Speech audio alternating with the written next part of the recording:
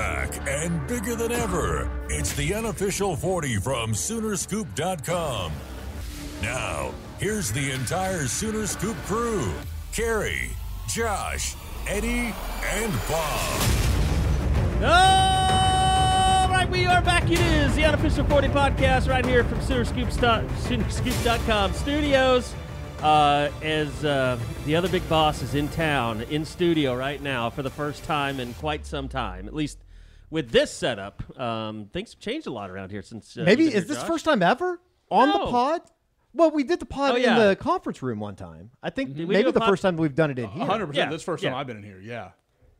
This is where all your money's going. Laine and Layla's scholarship fund that they're going to have to I think, kind of up over the next couple years. This is where it all's gone. Laine wants to go to Rice, and that is a horrifying reality. Well, but that is also a situation that it's going to be close enough to home that the girls can just live there in... They already break it? We already break something? No. That was me screwing it up. The kids can just live at home, so you don't have to pay for boarding. Yeah. You're just going to have to pay for the classes. Yeah, no, that'll never get married then if they do that, and then let's not. Just have a bunch of spinstresses. Oh, that's what I need, like 27 cats in my house. That's going to be amazing. No, but it's definitely a gamble. We're not in Vegas, and gambling's not legal in Oklahoma, but we're gambling with your future, with your daughter's futures. Gambling's legal. You just can't do the right kind of gambling, like sports gambling. What kind of gambling is legal? I'm just curious. Horse racing, casinos. Okay, that's true. Okay, yeah. There's a couple casinos. I only in think Oklahoma. of sports. I only think of the things that we don't have as being. Go roll it. Yeah, I mean, you can roll some dice. You can roll some dice, but you can't play a card. Which is insane. Yeah, absolutely insane. Is there ever been an explanation for where that line gets drawn? Like why that's the breaking point? I think that there are. So hold on, you're saying you can reasons. play craps, but you can't do what? Like play a parlay card or bet on sports. Oh, I see what you're saying. But you can go bet on horse racing, which is a dying sport, by the way. I've predicted 5 years horse racing is going to be dead. Seriously, is it going to get shut down by the activists? Well, not the activists. I don't know if there's going to be any horses left to run. It seems like every time that they have a big race, there's like 7 or 8 horses that end up dying. I saw where they're protesting. They're protesting the use of milk at the Indianapolis 500 on Sunday. Yes, most overrated place I've ever been. When we went, yes, Eddie and I went, and it felt like a dirt bike racetrack, like to the actual Indianapolis 500. Yeah, we were out. We went to the race. Indy 500, the Brickyard. Yeah, you just without the racing though, and walked around a good portion of it, and it just in a neighborhood. It was just like it just popped up in the middle of this neighborhood. It was the most underwhelming thing ever. I would still go to a race, just like the NASCAR stuff. I would go to a NASCAR race, but I think I'd have to be in the pits or in the infield. I don't know if I'd want to go sit in the stands. I think I'm better than a NASCAR race. I'm just going to put that out there in the universe. I'm very not NASCAR. I'm very. I think you would have a lot of fun at a NASCAR race. I've got buddies who definitely enjoy the sport drinking in the stands. That's absolutely a thing. Yeah. So I mean, it's a different culture within. It's kind of like running a marathon almost. Like if getting that drunk in the middle of hundreds of thousands of people and finding a way. It's almost like Bear Grylls, I think. Well, I mean, if you're able to get out of there alive, it's kind of like running in the Boston Marathon. Okay. Eddie, very exciting day for me because I don't have to watch people make fun of your laptop anymore tomorrow. Your new laptop is on the way. Josh didn't even say anything. It looks fine. It's actually this tape is probably the best tape that we've ever used. You've learned how to give your laptop a better tape job. Yeah, basically, it really is. That's awful. It's so bad. It looks great. It really represents. Really doesn't look that bad. The company that you're now part owner in really well. Like it makes us look good. It makes us, yeah. It makes us look good.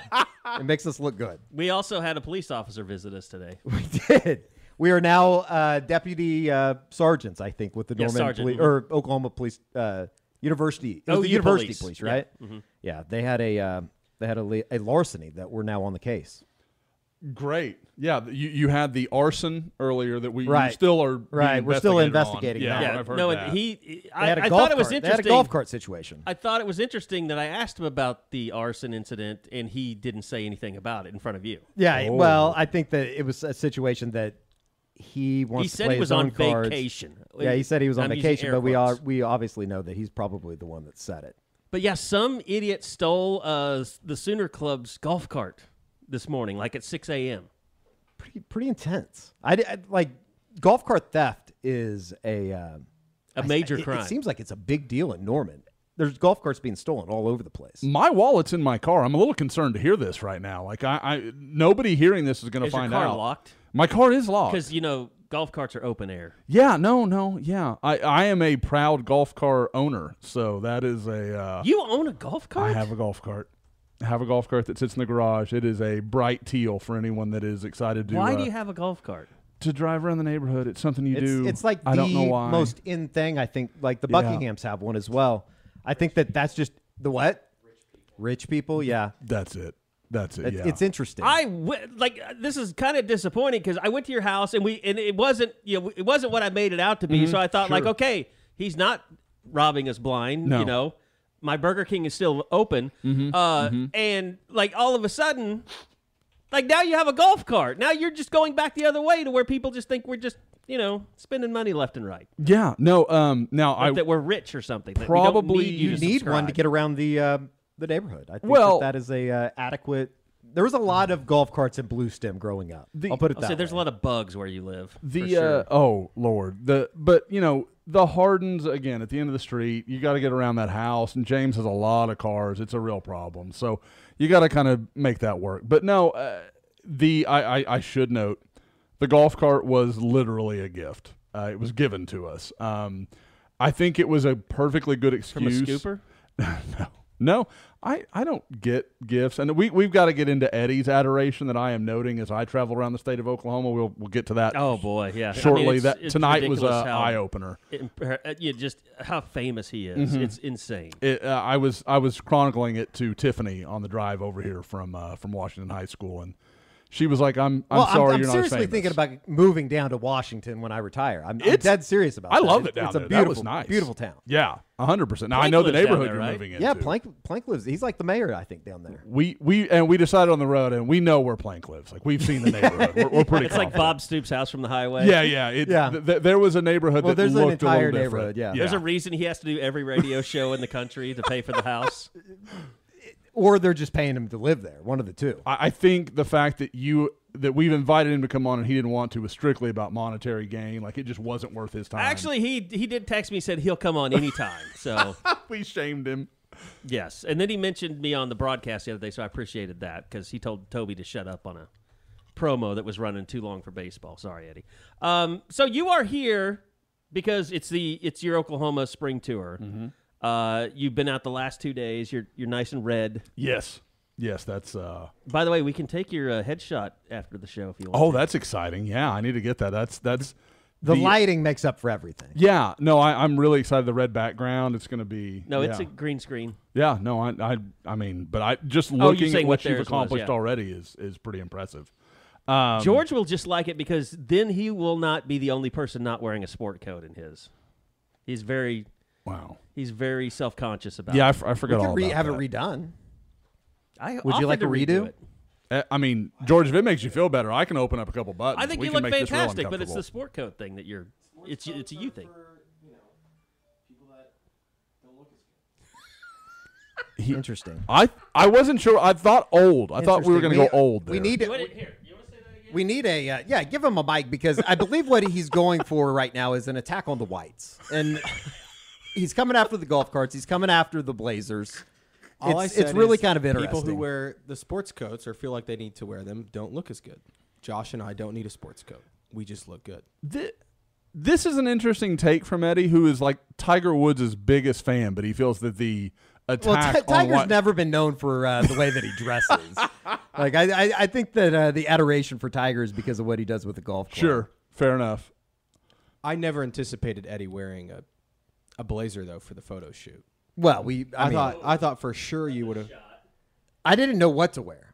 But I figured that a blazer, looking presentable probably would have been the best option. Yeah. I think I look good. I'm not exactly excited that this is the color shirt I'm going to have on for that picture, but that's you can maybe the way it you can goes. come back through and Yeah. Is that like a teal? Yeah. It's one of my little hook fishing shirts. They 100%. Yeah. So I get out to Choctaw the first practice I get to. I guarantee you wear this style of shirt all the time. A lot, don't you? a lot. Yeah. Now I am a strong T-shirt guy. I wear T-shirts whenever humanly possible. You made fun of me today for wearing a T-shirt. I made fun of you today? You said, nice of you to dress up today. I was talking about The Office. I was just giving you a hard time because The Office was in fairly reasonable shape. That's partly George and Eddie's doing. You should know, anytime I'm on property that you are in charge of, I don't have just high want it to be a expectations. shithole. Yeah, I don't think it's going to go well. It's better than it's been. Yeah, no, You came at a good time. It's perfectly fine. I've got no problems in here. We might need to get a second storage unit, but it's a different matter. I'm kidding. And people, this is what he's done. This has not been raised until this moment. He's putting me on the spot. I'm joking. We have plenty of room in our storage unit, so we're good there. No, but it's been a really good couple of weeks. And by the way, I want to remind everybody. We do have our $1 for 6 month promo going on at our new home at On3. Go check out, just type in Soonerscoop.com. If you're not a subscriber, there'll be little green buttons at the top. And I'm telling you, you need to do it because you're running out of time on this opening promo. And we need you to get there and sign up. Don't wait because it could be gone at the end of this month. So, we haven't really had that meeting for when we're shutting it off, but I think the initial plan was just to go the first 30 days. So get to the website, Soonerscoop.com. The content that we're putting out, I don't think anybody – there's not a person alive that's been a Scoop member that can tell you that we've ever been putting out more content than we are right now. It's not even close. Softball is like just blowing it. You guys, George and particularly Bob, are blowing it away, the softball coverage. The recruiting coverage, you got the camps coming up. You're here in Oklahoma right now before you head back to Houston, and then you'll come back up for the camps. Eddie's got baseball stuff going. Eddie's got baseball. Hopefully for like the next 3-4 days, maybe like 7 days, maybe 8 days, 9 days. I don't know. We'll see. But we're covering it all, and I think that's something we always wanted to do, Carrie. And it feels like now we kind of have the ability to do more than, hey, we just cover football and football recruiting all the time. Well, like George and I have sat and had a lot of discussions about content. Like it's always, it's always kind of been one of my goals is to have like almost like a Sunday paper for Sooner Scoop. And George really likes that idea too. And, there used to be kind of like Monday through Thursday, we threw everything out there. Then Friday, you'd kind of do the scoop and then you were off, and there wasn't much. Now we want people to be on our site every day instead of just everybody takes a weekend off, they get back on Monday. We want to have so much content and so much compelling content that you want to check it, on Saturday. Wife goes shopping or something and you get online and check it out, or you're on the golf course and waiting on a foursome that's really slow ahead of you. We want you to always be check it. We want to have such good stuff that you always want to check it out. At your kids' games, not watching, be on the board. Yes. That kind of stuff. Be the negligent father and or husband that you can be. That should be the new Sooner Scoop motto. We want you divorced. We want to ruin your marriage so bad that you're on the phone as much as possible. Bring us your divorced and childrenless. We want to be. Free we want year you if you bring us a divorce papers. Yeah. Now you can't be going around like sleeping with the cart girl or something like that, like a former OU football coach. But oh my God! Now, Carrie, you I think you've kind of crossed the line with the Rileys. I've crossed the line. I'm just kidding. Look, there's not enough room on internet Twitter right now for another Lincoln Riley rumor to go around. Although I'm sure some people would be happy if that I think that there is a segment of people that are probably still like somehow that was C4's fault as well. That's what I was going to say. At least there's no current fury amongst OU fans. Like it's all good and they're very copacetic at the moment. If there is one thing that I think that I have learned as far as the power that is OU Twitter, it kind of knows no bounds, and that's good and bad. Yeah. Which I think that we've obviously seen the bad of it. We just need to I've figure out. experienced the good of it, obviously, for a long time, but We need to get people to figure out how to channel all that energy into being in the SEC. yeah, I mean I think that like somebody asked me in the board chat, and like that is somewhat what it should be. Yeah. Like the rabidness that is the the SEC. it's a lot more fun when like Sooner fans. I don't know why, but they spend so much time attacking each other. Like attack Texas, attack. I mean, it's like on the Baker Mayfield. And by the way, let's get to this, and we'll wrap all this into it. But the Enjoy Fresh Perspective, Enjoy Vision Fresh Perspective, look around. Lot of stuff we've already talked about this week. But this is going to be, your recruiting show, basically. And I know there's, like everybody else, there's people talk recruiting. Stop with all the banner. We don't want to hear that. We're here to entertain. That's first and foremost. I mean, you get information by going on Soonerscoop.com.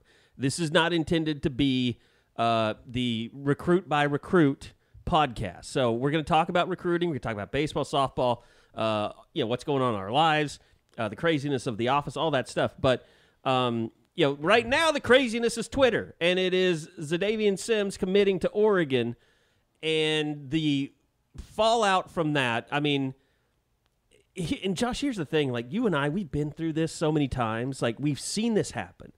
I almost catch myself saying, like, you've got to realize that a lot of the fan base has not been through stuff like this before, especially the ones that are getting into Twitter and getting more and more information that is not crazy stuff on Facebook.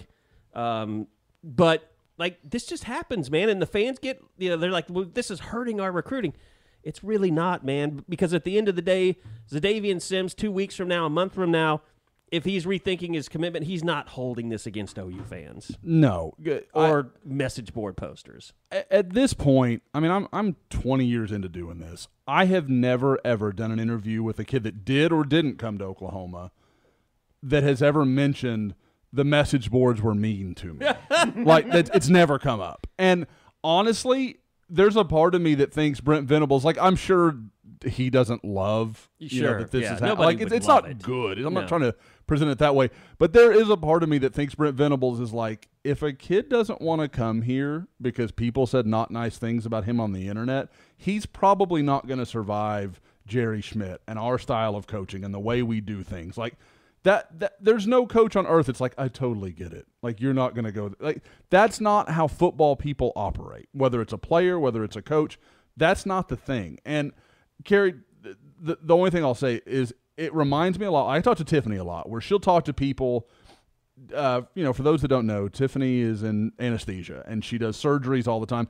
And she'll talk about people coming in and being very nervous, like, they're super nervous and I don't know why. I'm like, you've sat in that room 500 times and watched the same surgeon do the same surgery on a hand or a hip or whatever it may be. You've been down that road. That's the first time they've ever done it. They're scared. Yeah. Like, it's the same deal with you and I, Carrie, when you talk about, like, we've seen this so many times. People, like, it's okay. Like, it's not the big deal that you think it is. It seems like it right in this minute, but message board geniuses is going to find something on the Tennessee board, the Alabama board, the Clemson board, whatever it is, where they are tearing a kid apart, and it's ridiculous, but it's just part of the game. And I don't love it, but it is what it is. And look, I mean, to say that we're not going to censor people or at least, keep comments reasonable, we are. I mean, I know some of the people on the message board geniuses things, you've contacted them and said, hey, let's calm it down. Yeah.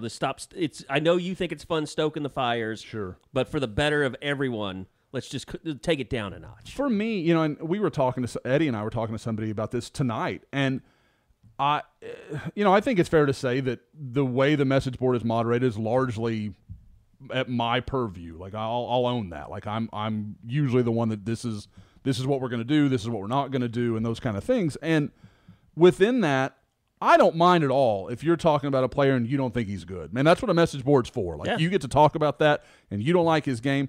But when it gets into, like, a personal, like, you're attacking the kid as a human being, or you're like, and I don't care what story you read. You don't know this kid. You don't know anything about him. You don't know his story. You don't know Sean Cooper. And I'm not going to get into all the details because I feel like that's just dragging these people through the mud. And it's ridiculous. But there's a lot of what got exemplified in that Message Board Geniuses thing was I didn't really have a problem with it. Like, I think Dan called him mid or something. Yeah. You don't think he's that great of a player? That's fine. That's what we're here for. We have those discussions. Or maybe he thought that he had a better opportunity at a place like Oregon versus Oklahoma with the people they're recruiting. 100%. And that's all good.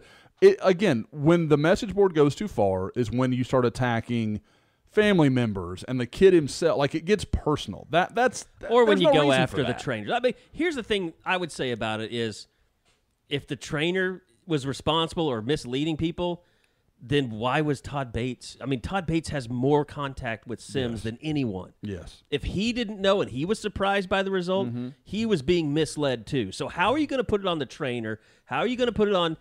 And that kind of became the convenient thing. Like, well, Todd Bates left his father, who had just passed, to go be at this, and Sean Cooper should have told him. I don't think Sean knew because Todd Bates didn't know. I mean, you can speak to that. Sure. And I have talked to Sean. I have talked to various other sources. Like, I don't think there is the beef that some people think there is between OU and C4. Yeah. I think I think they're fair to feel this way, that they were a little bit misled by Sims. And I think that if by any examination, they were a little bit. And so I think that's fair. Does that make the kid like a bad kid? No. Like, he's not the first high school kid that had trouble telling a school no. Like, that's not, and that's basically what this comes down to. Now, in reverse, Peyton Bowen did the same thing essentially last year. Exactly. He played out no use favor them. And so he's it's okay when that happens. Exactly. So he's a patron saint. Yeah.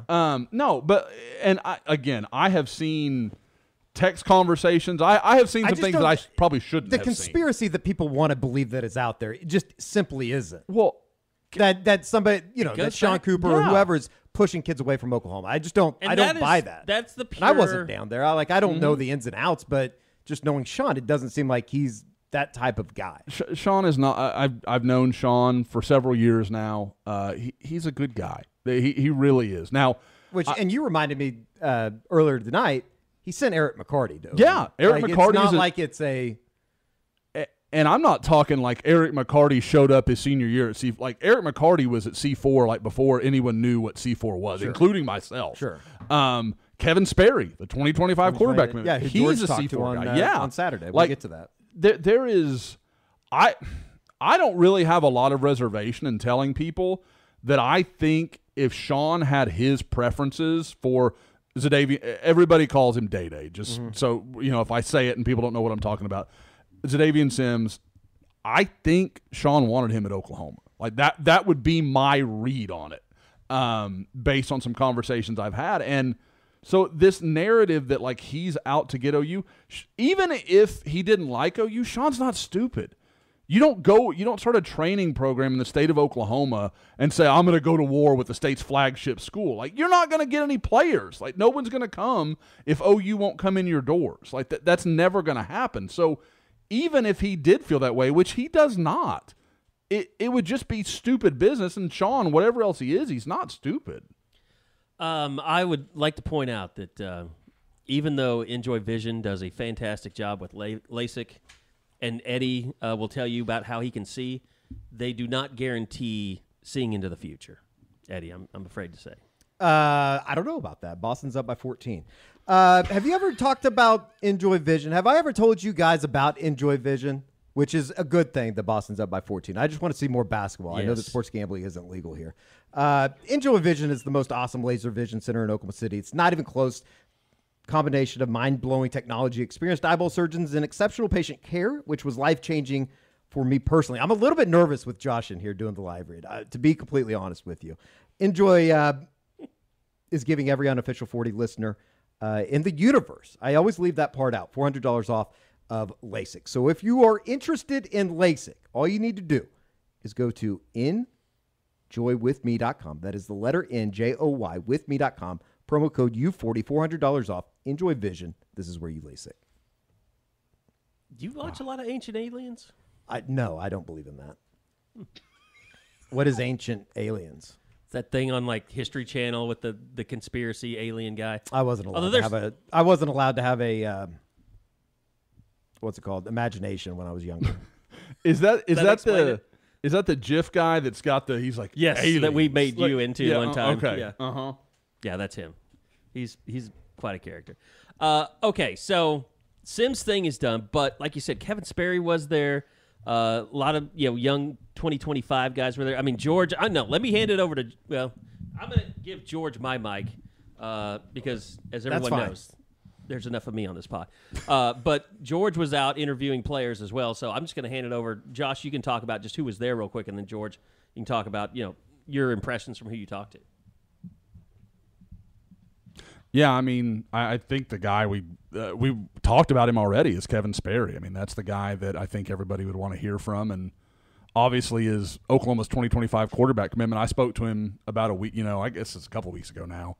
But you mentioned, George, we were talking about earlier, just your impressions of seeing him throw it around a little bit and kind of being impressed with what he had. Yeah, I mean, there's guys, Josh, and you know this, that you watch him throw the ball and you're like, okay, that guy's got it. Like, they can spin it. And Kevin Sperry's definitely one of those guys. So it was nice to, meet him. Meet his dad was out there, who's very close with Sean Cooper, by the way. I know we've moved on from that discussion, but, they are very close friends. His little brother was out there. I think his name is it Rozzy? Yeah. I'm not sure that's how you say it, but that's Yes. what it looks like for sure. He is tiny. He just finished 8th grade, but he was out there throwing the ball. You could tell he's, going to be a guy that, I'm sure gets recruited in the future. But yeah, Kevin was great, very well spoken. Like I kind of joked with you guys that it's a little bit different talking to like 16, 17-year-olds versus, obviously I covered the NFL and you talk to 30-year-olds and it's a totally different world, even college guys. But Kevin was really good. And I thought it was interesting. He talked about the quarterback room in the future and just how much he can't wait to, compete with a Jackson Arnold, Hawkins, if they bring in another quarterback, I'm sure during that span, he feels like he can compete with those guys. So I think that's what you want to hear. And he sounds pretty locked in. Like, I don't think this is a guy that's going anywhere. Now I say that, I'll jinx it, but I do think that he's fairly locked in. But there's a couple other guys out there. If we want to get into those guys, I know it's 2025, but Trene Washington, is that how you say his name? Mm-hmm. From Carl Albert, 3-star athlete. And I was going to ask you, Josh, because to me, of all the guys there, he was the best looking athlete, in my opinion, other than Sims, but Sims wasn't going through the pro day workout. But is he a guy that they see playing receiver? I know he's getting recruited by Joe John. To me, he looks like a safety, but I don't know, what position is he? Well, it's kind of interesting because all I have is I've seen tape. Carl Albert was where I was actually supposed to be Tuesday morning. I'm going to go see him tomorrow morning. So as people are listening, I'm probably watching the kid play.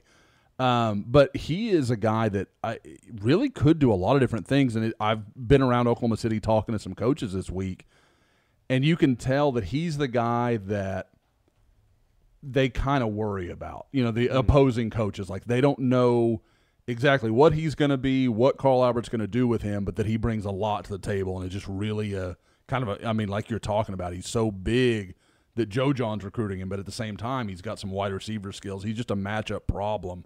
So he's a guy that's really interesting. Obviously, Tristan Haynes, his teammate, that I think has maybe as much potential as any corner in the state in the last few years. I mean, his speed is big time. He's got good size. There's a lot to like there. So what I do think is interesting is I think it is kind of one of those deals, and I used to talk about it with Lincoln a lot with Trene Washington. It's kind of going to come down to how creative are you offensively? Like, what can you do to find him a role? And because the one thing I will say, and you mentioned safety, as I get older, I realize more and more guys just aren't wired for that. Like they're offensive guys in their mind, and they that's what they are. And when I watch him on tape, that's what I see. I see a guy that wants to have the ball, isn't dying to go find contact like a defender needs to. Well, and he told me, he's like, I want to play wide receiver. Yeah. So that's what he's going to play, I would assume. It just was interesting because he just looks, he looked the part out of all the guys there. Tristan Haynes did too. I think Tristan Haynes is going to go visit Alabama this summer, I think. Maybe go to one of their camps. Washington's going to go to Tennessee and do one of their camps, is what he was saying. They've got some other stuff. But, I mean, obviously these are young guys. Caden Knighton was the other one I was going to bring up, the running back out of Wynnewood. He's still waiting for an OU offer. DeMarco sounds like he's still kind of talking to him. I don't know where those things stand, but it feels like if he were to get that offer, I think OU would have a good shot. I think the quote he gave me was that it's his dream offer, obviously being from Oklahoma. He's currently committed to Vanderbilt, so it would be an interesting battle. But other than that, I mean, there were some other kids there, but those were kind of the guys that I talked to the most. And I did talk to Sims a little bit. Sounds like he still has a very strong relationship with Todd Bates. I mean, Josh, I don't know if you want to get into that, if that battle is technically over. I know there's a lot of people out there saying they're not even going to recruit C4 kids anymore. I don't buy that because there's a lot of kids there that, I mean, obviously Kevin Sperry, but, you know, there's some Carl Albert kids now going there that I think they're going to be in on. But it definitely sounds like maybe the Sims door isn't totally – I mean, I think it's closed right now, but maybe it reopens down the line. I don't know. I could absolutely see that happening. The thing that I'll, you know, and George, I'd love to hear some of your perspective just being there as that was all happening, you know. George got paid off. Yeah.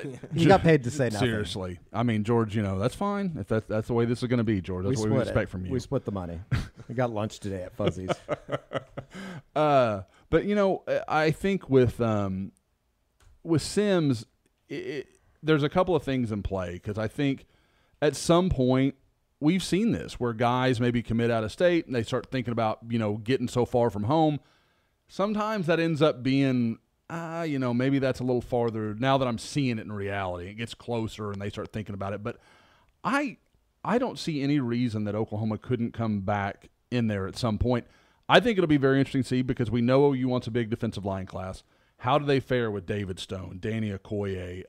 Because those guys are all watching each other. I talked to Danny last night, and I don't think – no, it was during practice. He and I were talking about David Stone, and we talked some about Day Sims. And I should say, so for everyone out there that was like, Josh, you guys got to deal with this. David Stone's, you know, addressed it. Danny Okoye's mentioned it. I brought it up to Danny before during practice, during a conversation off camera, and I said, you know, what do you think of that? Is that like a big deal to you? Does that bother? And he goes, what do you mean? And I was like, the message board stuff about Day Sims, and he was like, oh yeah, like he goes, did I say something about that? Like these guys, like they're not hung up on it the way fans are. Like they saw it, and I'm sure as a fellow player, you know, like I would hate if that happened to me. Sorry that happened to you, bro. That kind of deal. But they're not up at night like, well, this drops OU from 1st to 4th on my list. Like nobody's looking at it like that. So I just don't think that's a part of it. But I do think OU could get back involved at a later date, and I guarantee you Oregon is prepared for that possibility because they know. I mean, they saw it last year. They know how late in the game OU has beaten them with Peyton Bowen last year. So I don't think they're going to count anything done until it's done. But again, like I said, it's going to be interesting to see how they feel about that because you never want to carry a grudge toward the kid, but at the same time, they probably have some reason to feel like this could have been handled better. This could have gone in a different direction, and we would feel okay about how this went. But are people a little sore right now? Probably. Do I think it passes in a month and they've kind of forgotten it and move on to other things? Sure. I do think it's something, though, that you also, you know, whoever you are, you don't want that to become a thing because then it starts becoming, well, you're kind of screwing me over every time that we come down to your, you know, combine 100%. Or whatever it is. And that's what we're talking about with Sean earlier. Like, Sean wouldn't do that, like, because it makes no financial sense for a guy trying to run a business. Yeah, I will say, like I said, I sat down with Sims for, I don't know, maybe 15 minutes and kind of talked to him one-on-one about, you know, I actually sent this to the Oregon site for On3, the audio, but, you know, just talked about his decision and those sorts of things. I can tell you for sure it was going to be OU until that visit to Oregon, I think in April. And you know, Sims talked about that and how it flipped that day. You know, there's been a lot of talk about, you know, what is he going to get paid in NIL, which I think is a larger discussion we can get into, Josh, in a second. But If there's anybody that's going to flip him, it's, I would assume, going to be Oklahoma. And he talked a lot about how him and Bates, are very close. And again, this was before all these reports have come out about the Bates situation and his dad and all that. And I don't think there's any ill will there from what I understand between the two.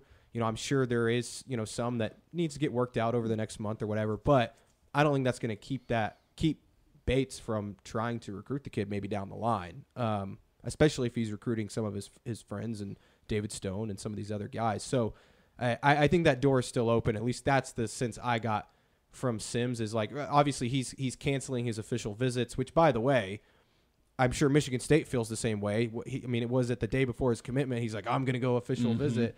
He was playing everybody a little bit. Yep. And so that's just recruiting. That's what is so shocking to me about this whole meltdown. And you guys have been in it a lot longer than I have, but like, this happens all the time. Like, I don't know what the big deal is. I think it's people get butt hurt, and yes, it sucks to lose a recruit, but shit happens, right? Let Todd Bates get a month away from this, and I'm like, rank your top 5 beats on the. I bet you this isn't even in there. Like that. Yeah. And that's not a shot at him not being a good. That's not. I'm just saying. I guarantee you, he's felt either more hard done or, just more like heartbroken over a loss than this one. And to forget that Todd Bates got enough going on in his own life right now. Obviously a lot more serious loss than, one player. So there's, like I said, I think it'll pass. I think that there's a lot of machinations out there right now of people trying to separate themselves or make somebody the villain or try to scapegoat, mistakes they made into, Sims did something terrible or Sean did something terrible or whatever. And that's just not how this went down, in my opinion. I think the kid made some promises he wasn't capable of keeping, and I think that's not unusual. This isn't the first time this has happened.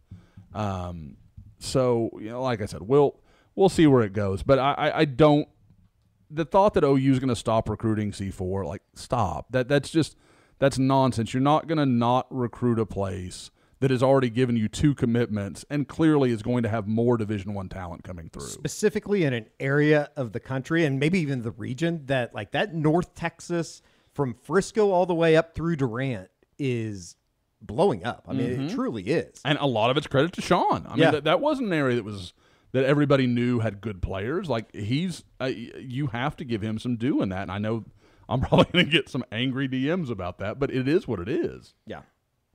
I think that someone needs to send Todd Bates a care package. Yeah. From Prime Shrimp. Ooh, okay. Josh's favorite, primeshrimp.com. Go check it out. Garlic herb, butter shrimp, the lemon and cracked pepper, kind of the summery seasons that they've got right now. If you're looking for something for just a light meal, which I know a lot of us are doing that right now. And if you're all into the Cajun stuff, they've got the New Orleans style barbecue. They got the signature Cajun season, which I think is the McQuistion family favorite. That is, again, as we discuss all the time, when I am with my wife and not allowed to make decisions, yes, that's absolutely what we eat. But I am an Alfredo guy to the core. French Quarter Alfredo. Yeah, that's very good. I'm just an Alfredo guy all the time. I kind of go between that and lemon and cracked pepper because I just love those flavors. And you could put a lot of sides with those, which is really good. But yeah, they've even got the unseasoned Simply Shrimp if you want to get those. But here's the deal: got a lot of great sales going on right now. Just on their website, lemon and cracked pepper shrimp is $4.99. The unseasoned's $4.99. But if you spend $50 with them, they will give you 25% off your entire order. Really helps you out with shipping as well. So go to that website, primeshrimp.com. Use that promo code U40, U40, and when you check out, you'll get 25% off your entire order as long as you're ordering $50 worth of product. So appreciate them as always, and primeshrimp.com. Go check them out. Okay, so I think we've hit the sim stuff enough. Sure. I think, is there anything else from C4 that you feel like is really worth going over? Oh, George, if you've got something, I'm all ears. Not really C4 related, but I've just been getting a lot of these questions on the board, Josh, and I'm sure you've gotten them too, is just how much is NIL, and this is sort of related to Sims, I guess, but how much is NIL really playing a factor in some of these recruitments? Because we talked about all the different things that may have played into Sims going to Oregon. NIL, I think, was one of them. And is that something that I guess fans should be concerned about? Because I got that this week in my mailbag questions. I'm sure people have been asking you. Is that something that is playing a factor in not just defensive line recruiting, but just total recruiting? I think it absolutely does. But I think with defensive line, it's very pointed. And I think, I don't know that enough people understand. Like, probably with the exception of quarterback, there is no position that is more coveted than defensive line because there's just not enough of them. There's not like somebody tweeted out or messaged me the other day, and it was like, tell me when Georgia and Alabama miss out on top defensive linemen. Guys, I went back and looked at the last 3 classes, and and they said something like the elite defensive linemen. So I looked at the top 50 players in the industry rankings on On3 the last 3 years. Georgia has signed 2 of 14. Like, of the top 50 overall players that were defensive linemen, 14 of them existed. Georgia got 2. Like, it is so hard to recruit those guys, and they tend to stay close to home. There's a lot of that going on. It's a big part of why a lot of people believe David Stone will end up at Oklahoma because he has so much connection there. But the NIL is absolutely part of the equation, and it's one of those positions. And why I say all that is because if you have an NIL collective, a huge chunk of that money that you're allotted is going to go to the defensive line. Like, just 100%, that's what it's going to be used on because, guys, you can create an offense that is functional. We've seen Mike Leach do it for years where there's no 5-star guys on that offense. They just had a system that worked. It was hard to defend, and they could score a ton of points on almost anybody. Defense, you're not creating new schemes. You're not doing – I mean, like, you basically run the same 4 or 5 concepts that they've run for 40 years. You have to be good up front. Yes, no and you've got to win up front. Like, that's the end of it. And so, you look at the NFL. Who are the good defenses? The ones that have monsters in their front 4. Like, that's just the way that goes. So I think that's something people don't understand enough, that is a huge piece of resources that any school is going to use. And Oregon, their NIL is very robust and it's very good. I don't know if that was the biggest piece of this puzzle, but there's no question it was part of it. At the same time, guys, I'd be interested to hear some of your thoughts. I think people have this perception of like OU and the NIL market's like the paupers, and that's not what it is. Like, it's something that you always bring up where you go, oh, so the team that just signed a top 5 class coming off of a 6th and 7th year, they're not playing the NIL. It's just because everybody wants to come to Oklahoma. Yep. And, everything is rosy on that side of the ball. Peyton Bowen flipped from Oregon, which, right. And I've heard the numbers that were thrown out were impressive for Peyton Bowen.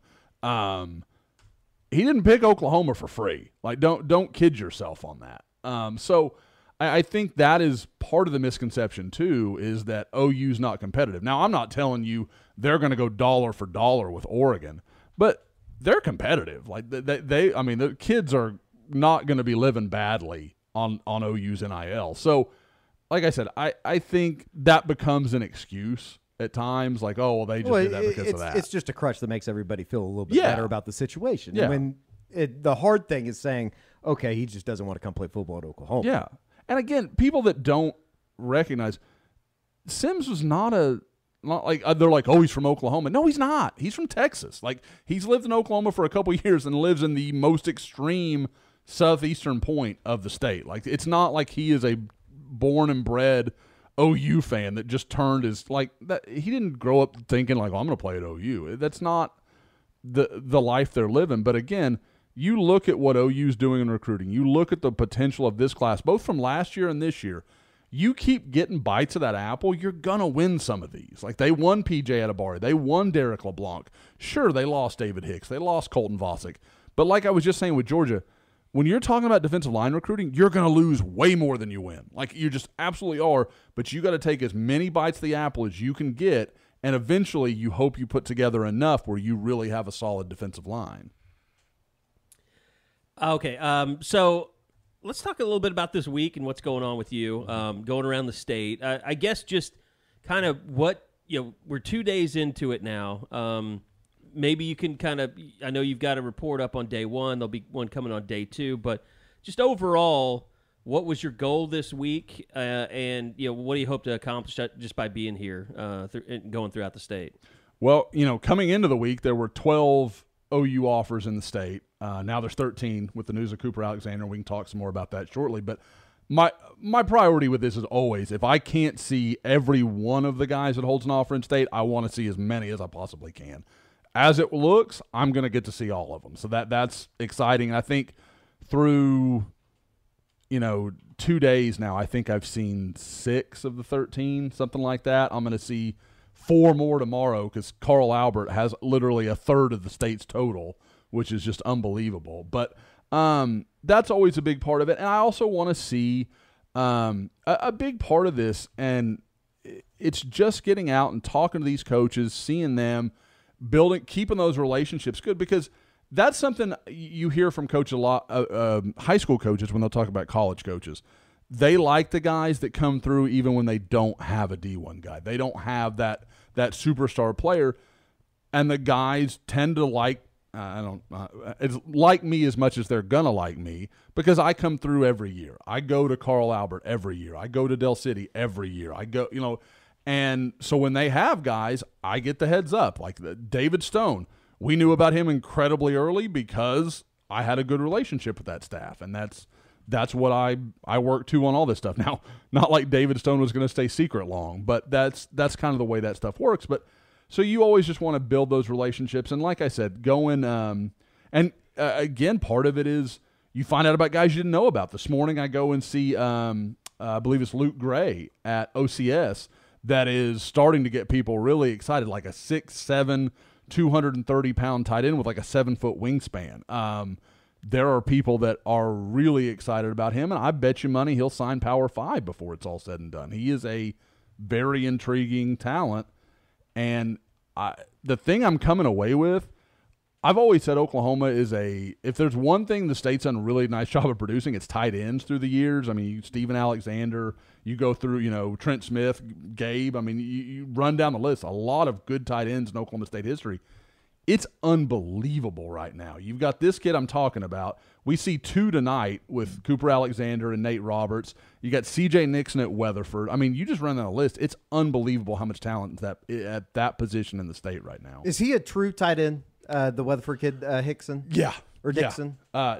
Now, what's interesting is Miguel Chavis is the guy pretty much recruiting him. And Miguel, you can tell Miguel I'm sure would that not I know where be he mad. wants him at. Yeah, exactly. And I don't think Miguel would be mad about that. And he was telling me yesterday, he goes, it's really kind of interesting because I didn't really play defensive end my first couple of years, but people were offering me at that. And you see him, he's 6'6", 220, and he can run.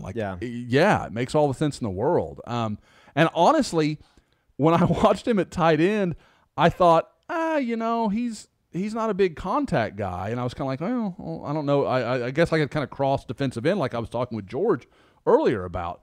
But then I watch him play defensive end, and he's just stacking people up. And you're like, well, okay. Like I don't know if there's just a different gear he gets to on defense or what it is. But, for those that don't know, also very big-time basketball players. Same with Luke Gray. I was going to say the Luke Gray kid, that's how his name kind of came on my radar initially. Was he was tearing it up as a freshman at OCS. Yeah. For some reason, that sounded weird to me. But, yeah, it's OCS. I was like, that's backwards. I forever want to say OCA and OCS. I always get those two mixed up. And even though they are completely different directions of each other. And they both play for Team Griffin, so I mean, good basketball players, not just he's guys. a big time AAU guy. Yeah. In fact, I want to say that, and Bob would be able to correct me, but I'm pretty sure that OU's in on him for basketball. Okay, that'd be interesting. And I really was out there at the field today, and I was like, and I've been to OCS 3 or 4 times through the years, and I was like, oh crap, this is Blake's school. Like it just never. I never went, believe it or not, I didn't cover a lot of Blake Griffin in high school. I think I went to one of his games, like a state tournament game one time. but by and large had nothing to do with it. That totally checks out with your hatred for basketball. Yeah, the only guy I remember really covering fairly extensively in basketball recruiting was Taj Gray. I went to a couple of his games out at Redlands. I remember going out there, and do you remember us shooting that? And it was so dark and crappy. It was terrible. Where at? It was out at Redlands. Oh, man. Yeah. It Back was in the day. Yeah, it was not good. The quality was almost – I think the first time we went, it was so bad. I went back the second time, and it was still so shitty that we were just like, forget it.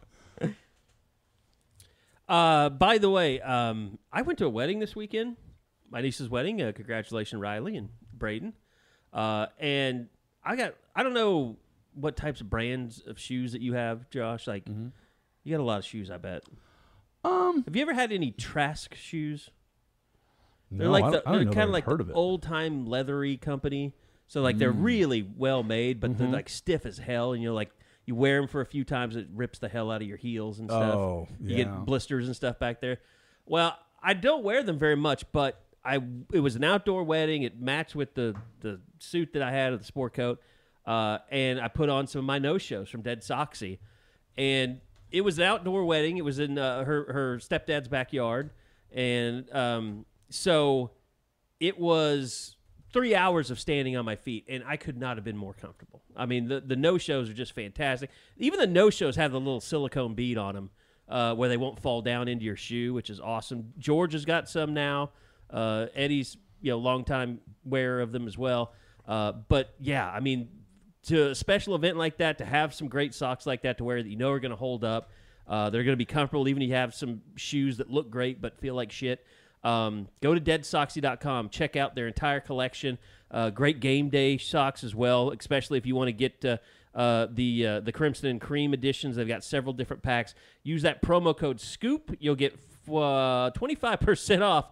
Almost gave too much. Sorry, Michael. 25% off of your entire order, and that's even on sale prices. So load up that cart, get those socks. And I've told you guys this 100 times. It seems like their customer service is just fantastic on the website.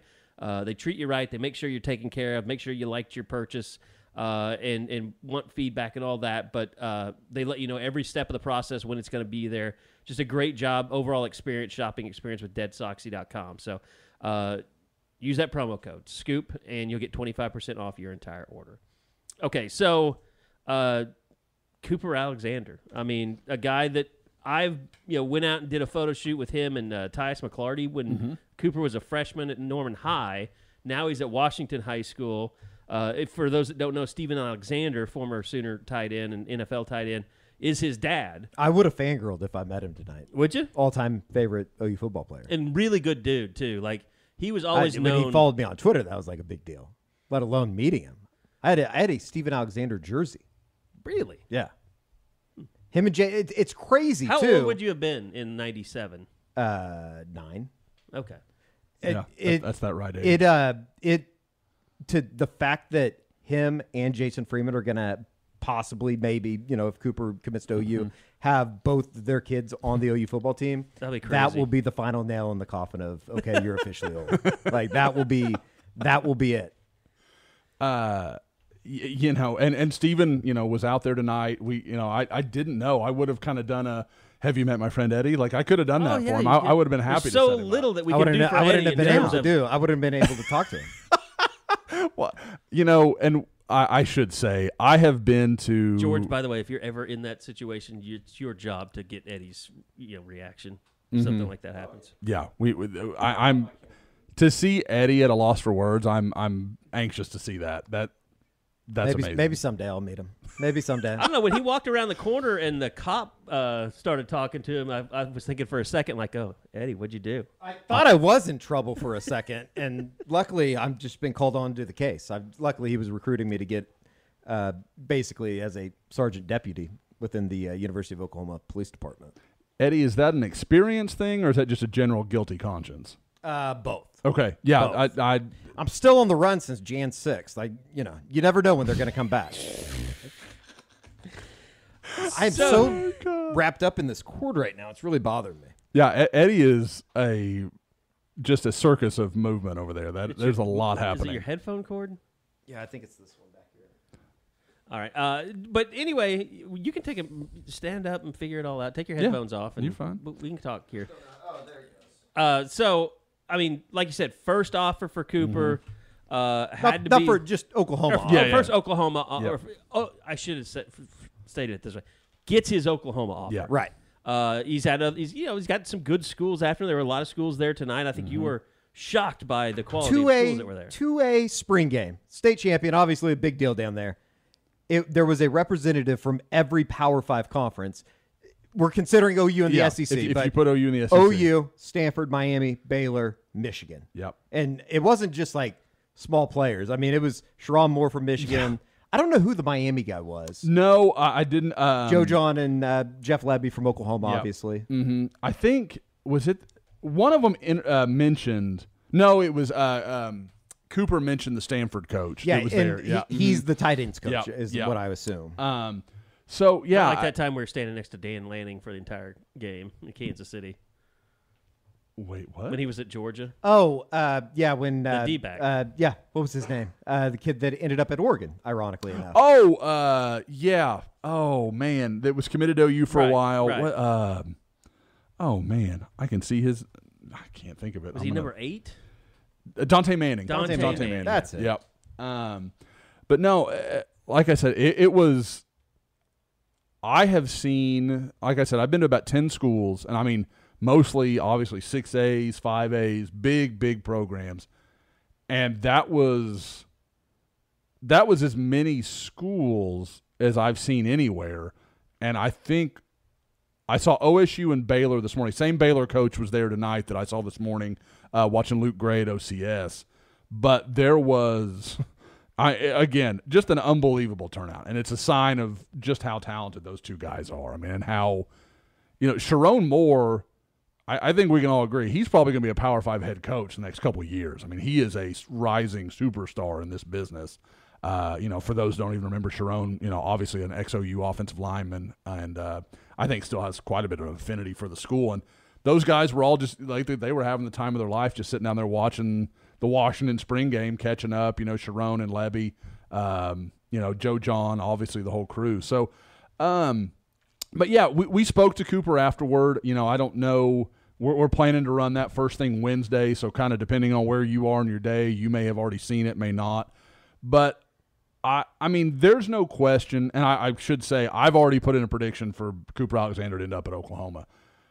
I think Oklahoma has some work to do there. I don't think it's a done deal, as some might expect with all of his connections to Oklahoma and being 20 minutes south of the university and all those kind of things. But he mentioned it. I mean, he called it his dream school and talked about, well, Eddie, it was something like, I've waited my whole life for that day kind of thing. It was basically, my dad was Steven Alexander. He played in the NFL. He played at OU. I've been waiting for this kind of moment for my family almost. Yeah. It was like it almost seemed like it meant more. And he didn't really talk about it, but just reading how his body language changed, it was almost like it meant more to Steven than it did to him. And I know that that's not how it was intended for him to say it, but he said that it was basically that was the first phone call that he made was to his dad after they got offered, or after Brent did the FaceTime and the Zoom or whatever he did with him when he offered him this morning. So, and I didn't want to put him too much on the spot, but I thought it was interesting. He mentioned Brent Venables laid it all out. They had a long FaceTime. And I wanted to interject. I could only imagine how long that phone call was. Mm-hmm. And I was both like. So was Brent just telling you, extolling his virtues, or were they laying out, this is why it's taken this long? Because I acknowledged it during the interview. I said, I know this didn't happen on the timeline you wanted it to happen on, because I've been pretty honest. I think Cooper has been a little frustrated with that. And I want to be clear, he's never really directly said that to me, but talking to the kid enough, you can read between the lines. And like I said, it's really hard for me to envision a kid that close to Oklahoma. He talked about this summer he's got 2 officials set to Stanford and Iowa State. And obviously both those schools, it's easy to say, oh, Stanford and Iowa State. Their track record at tight end is not bad. And obviously Stanford's education's incredible, and that he mentioned how much that would mean to him and those kind of things. But kids that grow up humongous Oklahoma fans And even if they're a little upset about the way it goes, boy, it's really hard to say no when the place you've always dreamed of playing is available to you. And I wouldn't, I don't know if it means anything, but we also saw a little bro out there today, Case Alexander, who it's incredible. Like he's going to be he's going to be a freshman, right? And I mean, he's almost 6'2", 190 probably right now. Easily. Like his arms look like he's a junior in high school. Made an incredible catch on a deep ball. Yeah. And like one of the coaches walked over and was like, that's Cooper's little brother. Yeah. And I was like, oh, is he going to be a sophomore? He's like, no, he just finished like his last day of 8th grade just a couple days ago. Like, holy crap. Insane. And what I'm saying is for Cooper, I would imagine that you're going to probably want to be around your bro when he's going through his senior year or high school career. And it's a lot easier 20 minutes down the road than it is, however many hours to Palo Alto and I'll say I say this wherever, just because I've known a lot of guys that were like his age, Steven's age, like always kind of heard about him. Like he was in Norman not too long after he retired from football. Like I know they were living out on the west side because I knew people that lived close to him, and like. So Cooper has been, he's been around Norman and OU football his entire. I don't know about like how many games he went to growing up and things like that, but I imagine it was a significant amount. Oh, I'm sure. This is the antithesis of what I was talking about with Sims. Like you just assume because he's in Oklahoma, he's an Oklahoma kid. No, this is an OU kid. Like I mean, this is a guy that OU matters to him. It's important, and I think it really. I got to think that was a big part of Brent Venables' conversation with him was just trying to clear the air on all that. And I talked to a source today that told me OU's always been high on Cooper, and that jives with what I've generally heard, but there was always a conversation about a numbers game. Now, I'll be the first to say. There are no numbers, so how is there a numbers game? That is part of my problem with that is like your tight end room doesn't seem like there should be any problem with like you should be bringing all the talented bodies you can in there. And I've said for a long time, I think Cooper Alexander is if he's not a top 10 tight end in the country, I'll be shocked. I think he is very good and very underrated. And you look at it, I mean, he's got Miami, he's got Tennessee, and it tells you kind of where his values are. That he's got all these big notable offers, and the only 3 official visits he's sure he's going to take are Iowa State, Stanford, and Oklahoma. And a large part of that is because Iowa State's built an incredible relationship with him. Stanford is Stanford. I mean, just simple as that. And Oklahoma is a school he's always dreamed of playing for. Why doesn't everybody just go and steal Iowa's offers? Because none of them can score. It's not there. Well, not till they get to the NFL. Fair. Oh, like at tight end? Yes. Yeah. I don't know. I've said before, I don't understand why people just don't go down Wisconsin and Iowa's offer list on the offensive line and be like, we'll take you, we'll take you, we'll take you. Throw in a couple Michigan guys in there as well. 100%, because there's just nothing but, I mean, they're projects, but I think we all trust Bill Bedenbaugh could do something with those guys. So, okay, so out tonight, you were at OCS this morning. What does everybody have to look forward to the rest of the week? Yeah, and I just quick hitters. We caught up with Danny Okoye. We caught up with C.J. Nixon's interview. I just did. I recorded it. I didn't want to put him on camera. I wasn't sure if that was going to be too much. Danny was great. For those that haven't watched it, we'll get it up on the front page in the next 24 hours. And Danny's just incredible to talk to. He's a kid that is very comfortable in his own shoes, and he'll answer just about anything you want to talk about. So I thought that one came out really well. Both he and CJ, I think Oklahoma is as high as anybody on their list. Danny is going to run it out for a while. I kind of got him to admit that the 10 official visits is completely impossible. But, he definitely wants to get out and take some trips. But as far as the rest of the week, going to see, like I mentioned, going to see Carl Albert on Wednesday morning. 4 of the state's 13 offers are on a Carl Albert's roster, and that's just an unfathomable number. And, I've talked to other schools around the state, and they're like, they were so much better than everybody else in 5A at the end of last year, and now we've got to deal with this crap. Like they get Marcus James from Bishop McGuinness, and a couple days later he's got OSU and OU offers. And, Eddie and I were talking. McGuinness is going to be an interesting story. Lost their quarterback to Del City, And that's going to, 5A is going to be a lot of fun this year. That'll be really interesting. It's everybody chasing Carl Albert, but it's going to be very good. Going to hit the OBU team camp as well. Another chance to see Danny Okoye. Going to see a couple of kids from some smaller schools that I don't want to sit there and throw their names out because I don't think people know them yet, but I'm very interested to get to watch them up close because on tape they look like, a couple of them look like maybe OU guys. Like they're that gifted. I just want to see them and kind of get a feel for, where their game is. And then later in the week, going to get my first chance to see Elijah Thomas from Chakotah, the kid that just picked up an Alabama offer yesterday. I've said before, I think he and CJ Nixon right now, and I'm going to have my first 2025 rankings here in this summer. I don't usually do them this early, but that class is so good, I want to get started on it. And those two right now are my top 2 players in the state. I want to see them up close. Seen CJ. Now I want to see Elijah. Going to also see Wagner. Go see Alex Shield Knight. That's another OU offer, defensive end. Had a chance to see him at camp, but want to see him in pads and kind of see what he does and kind of how he moves around. Obviously, they've also got Whit Edwards, who's another in-state tight end that if Oklahoma got involved, it wouldn't shock me. He is a very big, long, talented athlete. And then, just at the end of the week, going to go catch Owasso, where it's going to be Owasso, Broken Arrow, Sand Springs, Stillwater, Booker T. All these Tulsa powers, and I get to catch them all in one sitting. So there's, you can guarantee on that field there'll be 3 or 4 guys that either have an offer or will get one before their career is over. Real quick, let's talk about the Butler kid, the Illinois switch. Mm-hmm. Did we? No, I guess that would have been like Friday. Yeah, we talked about the commitment, and then yeah. So from everything I've gathered, Laine Jenkins, defensive end from Butler, kid that's originally from Illinois, commits to Oklahoma, and I haven't ever been able to nail down the exact timeline, but he literally tweeted out his offer, and within like 10 minutes tweeted out that he'd committed to Oklahoma. I don't think it happened that fast, but it definitely happened quickly, and I don't think there was any ability to really lay out all the particulars and make it very clear to him that if you're committed, you're done. And I think he knew something, though, because from what I can gather, he basically tried to keep it quiet that he was going to visit Illinois. Oklahoma found out. They got word. And part of me wonders if Brett Bielema wasn't like, let's get this out there and see if we can just get OU out of this race. Like, let's just see if we can just cut that out of the equation.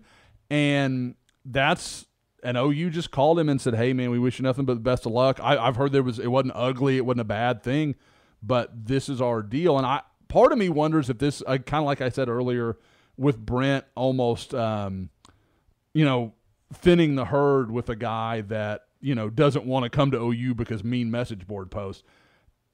Having the ability to make an example of this guy, you don't want to make Peyton Bowen your example. Right, you don't want to make PJ Adebawore your example. You want to make a guy that, we're going to take him, but we're not. Yeah, exactly. More of a project. Yeah, and so I think that it's almost perfect for Brent. And it's not. Obviously, they wanted to have him, but it's a good time to remind everybody like this is something we're serious about. Don't you can't go taking visits and remaining committed. We're not going to do that with you. So because we all remember Colton Vosick last year, and that didn't go down quite so sternly. So but yeah, I think it was just a deal where a kid took a visit and he shouldn't have. And I talked to him and he made it sound like it was a mutual decision. I don't think that was the case, but I'm not going to belabor the kid and beat him up and for a situation I'm sure he's already regretting. So yeah. So again, maybe he ends up at Illinois, and obviously Illinois played really well defensively last year, but who knows how much of that followed Ryan Walters to Purdue. God, it's amazing, isn't it, that Ryan Walters is the head coach of Purdue? You remember him when he was just a GA. I remember him being out there. Summer camp was the time he was their GA at Arizona when Mike and Tim came over, and they were like, yeah, this kid's going places. And I think Colorado, he immediately got a job there or somewhere. He got a Power 5 job somewhere immediately. Because I think he was only out there for spring camp. Yeah. Yeah, that's right. Did he originally go to North Texas? Was he at North Texas under Seth for like a year? Right. Yeah, and then I think he made another jump after that. But yeah, guys, and I remember, even back then, Kerry was like, he's a star. Like, he's going to be great. Yeah. Like, there was a lot of faith. And we're talking about when Mike got here, in 13, and now he's gone from getting his first full-time job at North Texas to now he's a head coach in the Big Ten. I mean, the guy's moved really fast. Wonder what OU's defense would have been like if he'd just been the coordinator. I mean, anyway, I want to get into that. Do we have like an hour more we want to go here? Let's get into it. No, it is. Here's what's happening is we're doing this pod, and because the Super Regional is coming up and Bob's not here, George, Bob, and I are going to do kind of a Super Regional preview pod that's going to come out right after this one. So this pod was actually going to be out about as early as anything we've ever done on a Wednesday. It's a 2-pod week, people. So 2-pod week. Rejoice. 2-pod week. And Eddie, I know like baseball, the early comments were not a lot of hope there. Yeah, you've inspired a lot of confidence. There's hope. They're going to win the national championship. Oh. No, I'm kidding. If they had won 2 or 3 against Oklahoma State, you gave me the stat earlier that was just ridiculous. Yeah, they've in the 4 games that they've already played against Oklahoma State, they've walked 27 and hit 6 batters. So you can imagine how that thing's going right now. Is that bad? It's not. It's not good. It's about the opposite of what the softball team usually does to the opponent. So it's been rough, but if you want to look at it glass half full, obviously they got an opportunity going down to Arlington this weekend. You have plenty of opportunities against RPI teams that they're not going to lose RPI points over the weekend. If they win 1 game, if they win 2, I think that they're in for sure.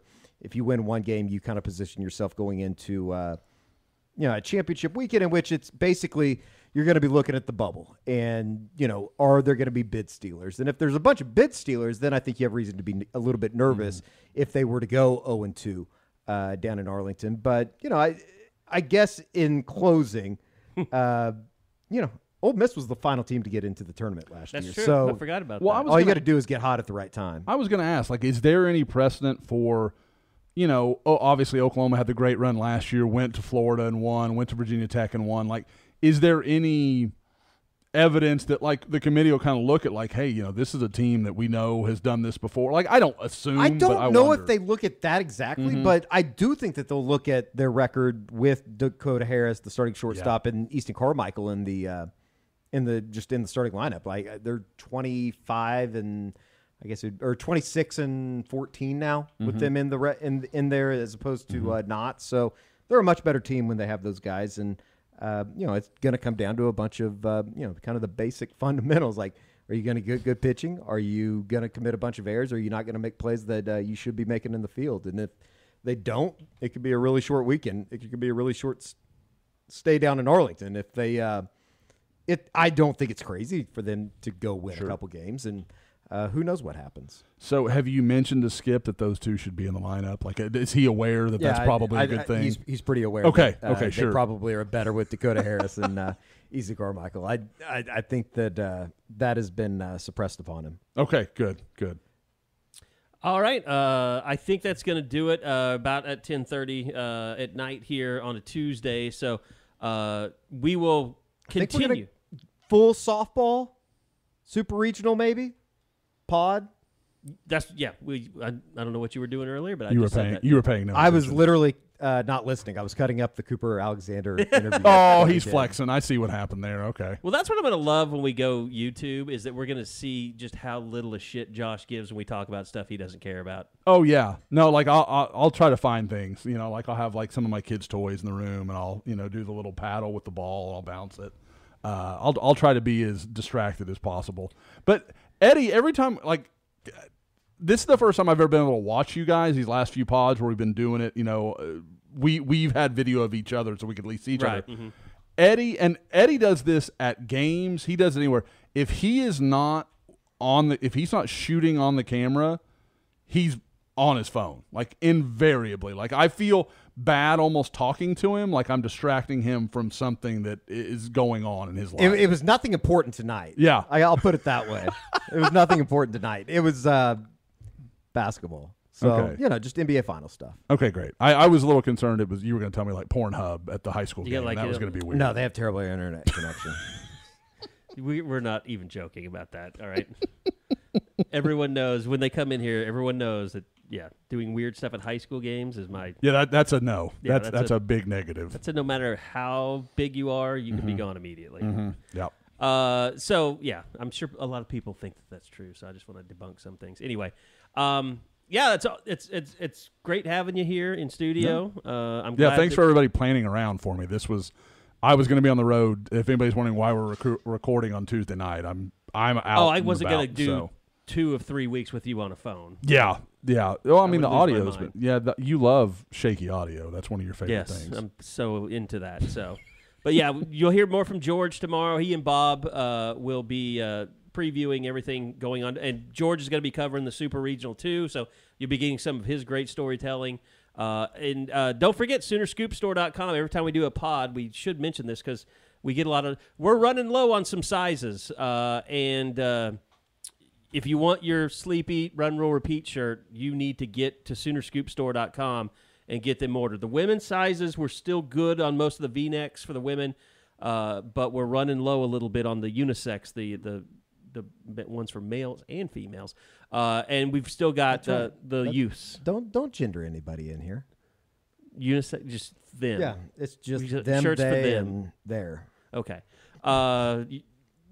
I'll do my DEI training after this is over. I'm sorry. Yeah, I might need to sit in with you.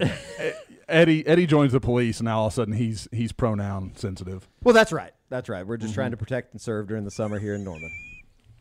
Hey, we got out security footage for him. We were trying to. I know. To catch him. I wish that we would have been a little bit more help, but I don't think that we were. I think that they kind of have it figured out. They just got to find the guy now. Yeah. I think they know. Yeah. So, all right, like Clark Stroud. It's kind of weird. And on that note, that will do it for this edition of the Unofficial 40. We'll be back right here again next week for another edition of the Unofficial 40 podcast from SoonerScoop.com.